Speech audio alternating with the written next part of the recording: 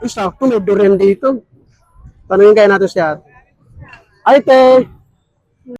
Ano po yung kilo ng durian, te? 250. 250?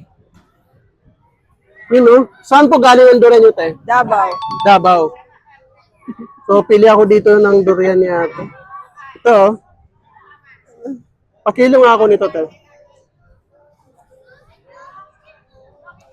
Magkano po? 260 to, 260 na lang po. Yun, no? Naka-discount pa ng 2 pesos. Aray ko. Sige, te. Kukunin mo na to? Yes po, dito na lang po siya kakainin, te. Sige po. May gloves po kayo? Meron po. Ay, wala po eh. Kasi ito meron plastic labo na lang. Plastic labo. Yan, pwede na yan, te. Pwede, ano, te? Buksan? Ano na lang, buksan. Ah, sige po. Ano oras ka nagtitinda, te?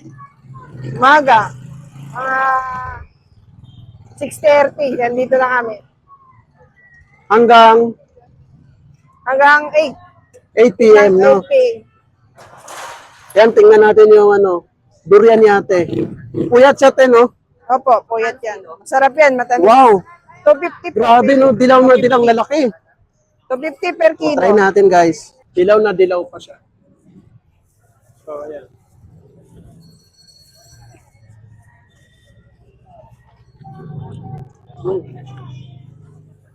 Grabe ang tamis.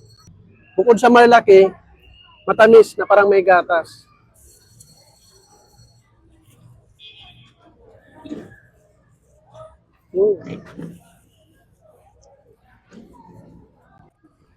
Grabe, oh.